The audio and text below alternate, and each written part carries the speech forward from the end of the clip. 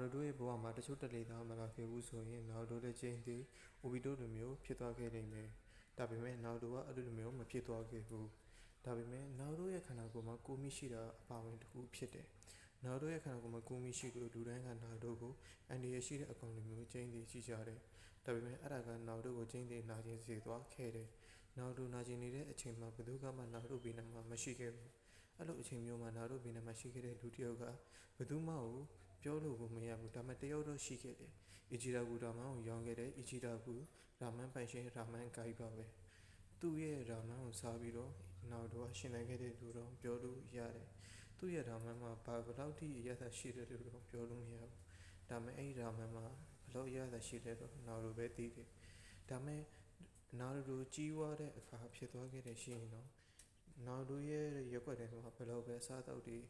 ပေါ်ဈေးကြီးတဲ့အစားအသောက်တွေရှိသွားခဲ့ရင်တော့နာရိုတိုကအဲ့ဒါမှန်ကိုပဲလာဝယ်ပြီးတော့စားမယ်အဲ့တော့ဒီနာရိုတိုကချင်းတဲ့အဲ့ဒီအစားအသောက်ကိုကြိုက်သွားခဲ့ပါတယ်